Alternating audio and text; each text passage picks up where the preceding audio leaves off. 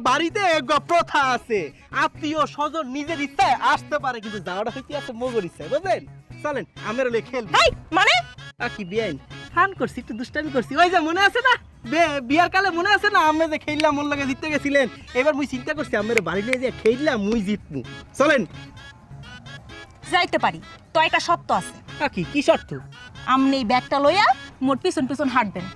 আইয়া হাই ওরে সব সখীরে পার করিতে নেব না না, ওরে তোমার বেলায় নেব সখী তোমার হাতে লাকেজ। সব সখীরে নেব না লাকেজ, না ছন্দটা মেললে না।